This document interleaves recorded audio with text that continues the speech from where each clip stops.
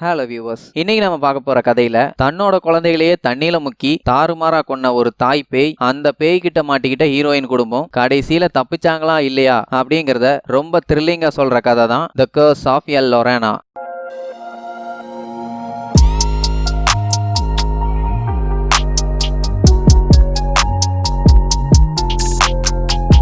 Open பண்ணா Mexico 1763 ஆண்டு அம்மா அப்பாவோட ஆனிவர்சரிக்கு அவங்க பையன் செயின் ஒன்னு கிஃப்டா கொடுக்குறான். அப்படியே கண்ணை முடி சுத்தி விளையாண்டுட்டு இருக்கும்போது அந்த ஒரு பையனை தவிர மத்த எல்லாரும் காணாம போயிறாங்க. எங்கடா இருக்காங்கன்னு அப்படியே காட்டுக்குள்ள அம்மா அம்மான்னு தேடிட்டு போறப்போ அவங்க அம்மா அவனோட அண்ணனை தண்ணியில முக்கி துடிக்க துடிக்க கொண்டுட்டு இருப்பாங்க. இதை பார்த்து பயந்து அவன் அங்க இருந்து தப்பிச்சு ஓடுவான். ஆனாலும் அவங்க அம்மா அவனையும் பிடிச்சி இழுத்து தண்ணியில முக்கி சாவடிச்சிருவாங்க. அப்படியே கட் பண்ணா 1973 லாஸ் ஏஞ்சல்ஸ காட்டுறாங்க. அங்க ஹீரோயின் ஃபேமிலி அவசர அவசரமா ஸ்கூலுக்கு கிளம்பிட்டு இருக்காங்க. அதுல ஹீரோயின் பேரு ஆனா, பையன் பேரு கிறிஸ், பொண்ணு பேரு சாம். என்னதான் இவங்க அவசர அவசரமா கிளம்பினாலும் பஸ்ஸை மிஸ் பண்ணிடுறாங்க. அடுத்த சீன் ஆனா சைல்டு ப்ரொடெக்டிவ் கேர்ல ஒர்க் பண்றத காட்டுறாங்க. அங்க ஒரு உயர் அதிகாரி வந்து பெட்ரிஷியா அப்படிங்கிறவங்க அவங்க பசங்களை ரொம்ப நாளா ஸ்கூலுக்கு அனுப்பலன்னு கம்ப்ளைண்ட் வந்திருக்கு. சோ அதை பார்க்க சொல்லி அங்க புதுசா வந்த ஒருத்திக்கிட்ட இது என்ன பிரச்சனைன்னு அங்க போய் விசாரிக்க சொல்லுவாங்க. இதை கேட்ட ஆனா டென்ஷன் ஆயிருவா. ஏன்னா இந்த கேஸ ஆனா தான் முன்னாடி பாத்துக்கிட்டு இருந்தா. இப்ப புதுசா வந்தவளுக்கு மாத்தி விட்டோன்னு ஆனா கோவப்பட்டு சண்டை கட்டுவா. சரி ஓகே, நீங்களே இந்த கேஸ பாத்துக்கங்க, ஆனா கூட ஒரு போலீஸ் வருவாங்க அப்படின்னு சொல்லி அனுப்பி விட்டுருவாரு. ஆனாவும் போலீஸும் பெட்ரிஷியா வீட்டுக்கு போய் கதவை தட்டினா அவ திறக்க மாட்டா, பயந்துகிட்டே நிப்பா. உடனே நம்ம ஹீரோயின் நான் மட்டும் தான் உள்ள வருவேன், குழந்தைங்க எப்படி இருக்காங்கன்னு செக் பண்ணிட்டு போயிடுறேன்பா. உள்ள போய் உங்க பசங்களை எங்கன்னு கேட்டதுக்கு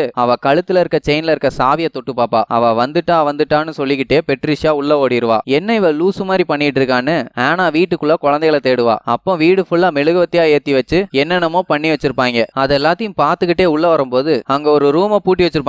ஆனா அந்த கதவுல காதை வச்சு அவங்க பசங்க உள்ள இருக்காங்களான்னு கூப்பிட்டு பாப்பா. உடனே பெட்ரிஷியா வந்து அந்த கதவை திறக்காதீங்கன்னு சொல்லி ஹீரோயினிய சுத்தியில வச்சு அடிச்சு கொல்ல வருவா. கரெக்டா அந்த போலீஸ்காரன் தடுத்து வெளியே எடுத்துட்டு போயிருவான். அப்ப ஆனா பெட்ரிஷியா காலத்துல அந்த கீயை புடுங்கி டோரை திறந்து பார்த்தா ஒரு இருட்டு ரூம்குள்ள பெட்ரிஷியாவோட 2 பசங்களும் உட்கார்ந்துட்டு இருப்பாங்க. அந்த 2 பசங்களும் கதவு மூடுங்க இல்லாட்டி அவ என்ன கொன்றுவா அப்படின்னு சொன்னதை கேட்டு ஒருவேளை அவங்க அம்மா தான் இவங்க 2 பேர்த்தையும் கொடுமைப்படுத்தி இருப்பா அப்படின்னு நினைச்சிட்டு நான் உங்களை பத்திரமா பாத்துக்கிறேன்னு சொல்லி அங்க இருந்து கூப்பிட்டு போய் ஒரு குழந்தைகள் காப்பகத்துல விட்டுருவா. அப்படி விட்டுட்டு பேசும்போது ஒரு பையனோட கையில தீக்காயம் இருக்கிறத பாப்பா. எப்படி ஆச்சு, யாரு பண்ணான்னு கேட்டதுக்கு அந்த சின்ன பையன் அவதான் பண்ணா அப்படின்னு சொல்லுவான். யார் உங்க அம்மாவான்னு கேட்டதுக்கு இல்லன்னு சொல்லிடுவானுங்க. சரி நீ பயப்படாதீங்க, நான் உங்களை நல்லா பாத்துக்கிறேன்னு சொல்லிட்டு நேரா வீட்டுக்கு வந்துருவா. அங்க அவ பொண்ணு டிவி பாத்துட்டு இருப்பா. அவன் பையன் போலீஸ் மாதிரி விளையாண்டுட்டு இருப்பான். ஏன்னா அவங்க அப்பா ஒரு போலீஸ். அவர் இறந்து போனதுனாலதான் ஹீரோயினிக்கு சைல்டு கேர்ல வேலை கிடைச்சிருக்கும். அப்படியே ஹீரோயின் அவர் இறந்து போனதை நினைச்சு ஃபீல் பண்ணிட்டு இருக்கும்போது சாம் பாத்ரூம்ல உட்காந்துட்டு தலைய வாஷ் பண்ணி விடவாமான்னு கத்துவா. அப்படியே ஆனா வந்து வாஷ் பண்ணி விட்டுட்டு இருப்பா. அன்னைக்கு நைட்டு குழந்தைகள் காப்பகத்தை காட்டுறாங்க. யாரோ நடக்கிற சவுண்ட கேட்டு சடனா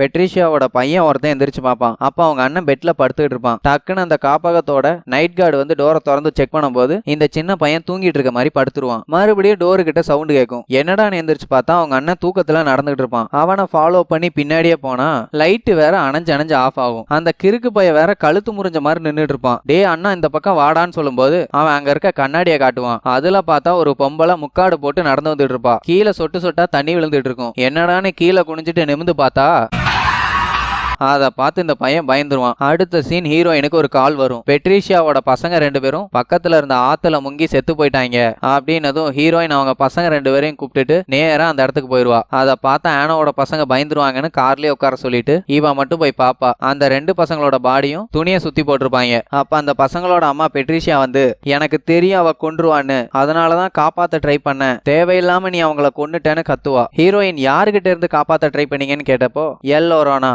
அப்படின்னு சொன்னதும் போலீஸ் கூட்டு போயிருவாங்க. அப்படி போகும்போது ஆனாவோட பையனை பெட்ரிஷியா குறுகுறுன்னு பாப்பா. ஏன் அப்படி பாக்குறான்னு அவனும் முழிப்பான். அப்படி என்னதான் நடக்குதுன்னு தெரிஞ்சுக்கிறதுக்காக கிறிஸ் அப்படியே மேலே ஏறி போய் வேலிக்கு அந்த பக்கம் இருந்து பாத்துக்கிட்டு இருப்பான். அப்போ பின்னாடி ஒரு அழுகிற சவுண்ட் கேட்கும். யாரா அது இருட்டுக்குள்ள உட்காந்து அழுறான்னு போய் பார்த்தா வெள்ளை ட்ரெஸ்ஸ போட்டு ஒன்னு உட்காந்து அழுதுகிட்டு இருக்கும். இவனை பார்த்ததும் உன்னை நான் என் பையன் மாதிரி பாத்துக்கிறேன், என் கூட வந்துரு அப்படின்ட்டு சடால்னு வந்து கைய பிடிச்சிரும். கை ஏதோ அடுப்புக்குள்ள வச்ச மாதிரி எரிய ஆரம்பிச்சிரும். உடனே தட்டி விட்டு குடுகுடுன்னு கார்ல போய் உட்காந்துக்குவான். ஆகுவான். டோரை சாத்திட்டு கண்ணாடியில பார்த்தா 3 மாசமா கழுவாத மூஞ்சிக்கு பேஸ்ட் அடிச்ச மாதிரி ஒரு பேய் அடங்கொங்கான அதை பார்த்து கத்துவான். பக்கத்துல அவன் தங்கச்சி ஏன்டா கத்துற ஏன் கத்துறம்பா. அதே நேரத்துல அந்த பேய் சுத்தி இருக்க கார் கண்ணாடி எல்லாம் கீழே இருக்கும். கிறிஸ் எப்படியோ கஷ்டப்பட்டு கண்ணாடியை இறக்க விடாம தடுப்பான். சடனா கார் டோர் திறக்கும். யாருன்னா அவங்க அம்மா. கிறிஸ பார்த்து ஏன்டா இப்படி பயந்துருக்கேன்னு கேட்டதுக்கு அவன் இங்க நடந்தது எதுவுமே சொல்லாம ஒன்னும் இல்லைன்னு சொல்லி மறைச்சிருவான். அடுத்த நாள் ஆனா அந்த செத்துப்போன பசங்களோட இறுதி சடங்குக்கு போவா. அங்க ஒருத்தன் புகை போட்டுட்டு இருக்கத ஆனா பாத்துட்டு இருக்கும்போது அப்போ ஒரு வழுக்கத்தல ஃபாதர் வந்து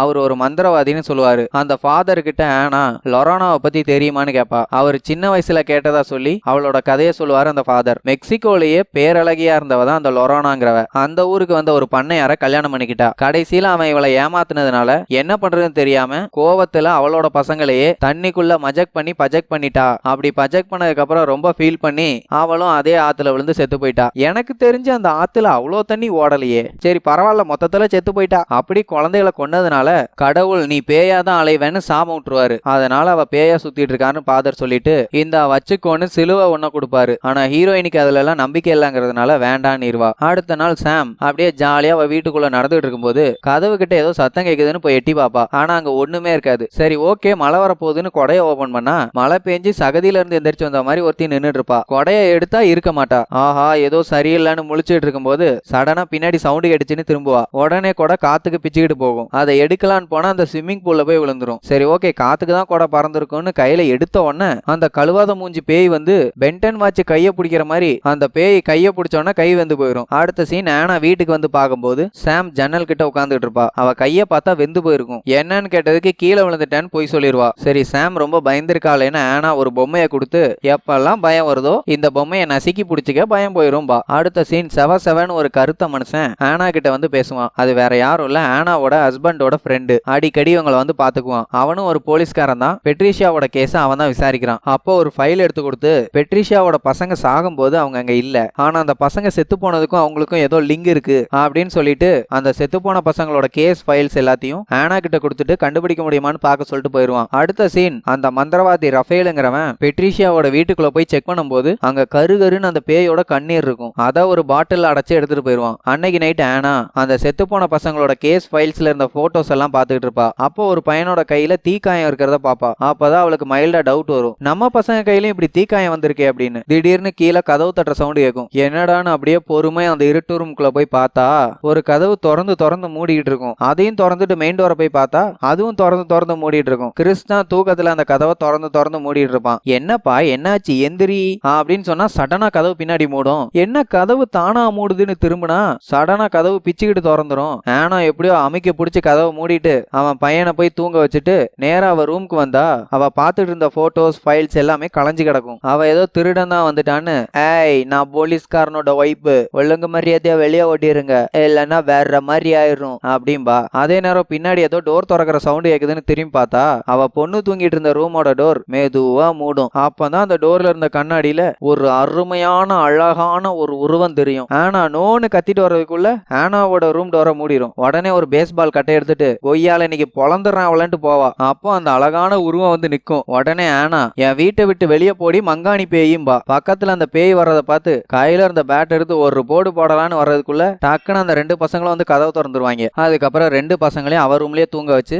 நைட்டு புற இவ தூங்காம பாத்துக்குவா. அடுத்த நாள் அந்த பெட்ரிஷியாவை விசாரிக்க போய் பேசினா என் குழந்தைய அநியாயமா கொண்டுட்டியேன்னு கோவப்படுவா. நீங்க தான் அடைச்சு வச்சு கொடுமைப்படுத்தினீங்கன்னு ஆனா சொன்னதுக்கு இல்ல நீ திறந்து விட்டதுனாலதான் அவ வந்து கொண்டுட்டு போயிட்டா. அன்னைக்கு ஒரு நாள் நீ விட்டுருந்தீங்கன்னா அவங்க தப்பிச்சிருப்பாங்க. நீ தான் அவங்கள வெளியே விட்டு கொன்ன. அதனாலதான் நான் கடவுள் கிட்ட வேண்டாம அந்த பேய் கிட்டயே என் குழந்தைய திருப்பி கொடுத்துட்டு உன் குழந்தைய எடுத்துக்க சொல்லிட்டேன். இனி அவ உன்னை சும்மாவே விட மாட்டா. விடா கொண்டேன் கடா கொண்டேன் மாதிரி உன் பசங்களை கொல்ற வரைக்கும் உன் கூடவே தான் இருப்பான்னு சொல்லுவா. அதை கேட்டேன் ஆனா கேரட் கிடைக்காத முயல் மாதிரி சொங்கி போயிருவா. இங்க இவ்வளவு பஞ்சாயத்து நடந்துட்டு இருக்கு. எதுவுமே தெரியாத பச்சை குழந்தை மாதிரி ஹோம்ஒர்க் பண்ணிட்டு இருப்பான். அப்ப அவன் வீட்டுக்குள்ள ஏதோ சத்தம் கேக்குதுன்னு போய் பார்த்தா மாடிக்கு போற சீலிங் படிக்கட்டு கீழே இறங்கி இருக்கும். அதை மேல தூக்கி விட்டதுக்கு அப்புறம் ஜன்னல் திறந்து மூடுற சவுண்ட் கேட்கும். அதை மூட போனா எனக்கு நீ போட்டிருக்க டிஷர்ட் தான் வேணும் அப்படிங்கிற மாதிரி அந்த பேய் பிடிக்க வரும். அப்படி தப்பிச்சு ஓடிட்டு இருக்கும்போது அந்த பேய் டிக்கிலோனா விளையாண்டு ஸ்டெப்ஸ்ல தள்ளி விட்டுரும். கை உடைஞ்சதுனால அவனை தூக்கிட்டு ஹாஸ்பிட்டல் போனா அங்க இருந்த டாக்டர் கிறிஸ் கையில இருந்த தீக்காயத்தை பார்ப்பான். அந்த பையனோட அம்மா கொடுமைப்படுத்துறாங்கன்னு நினைச்சிட்டு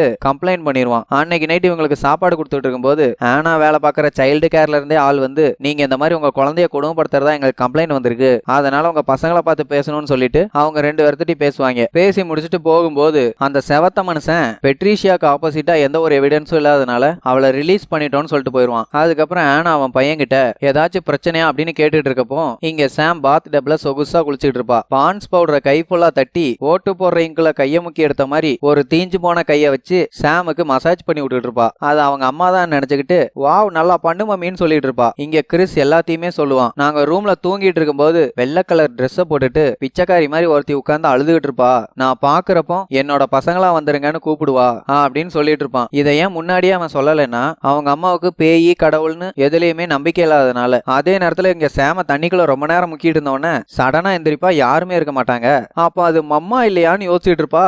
அந்த பேய் மறுபடியும் முக்குன்னு முக்கி சாவுடி சாவுன்னு இருக்கும். அவ தண்ணிக்குள்ள சலபலன்னு அடிக்கிற சத்தம் கேட்டு ஆனா பதறி அடிச்சுக்கிட்டு வந்து காப்பாத்திடுவா. 2 பேரும் ஆனாவை பார்த்து பயப்படுவாங்க. என்னடான்னு திரும்பினா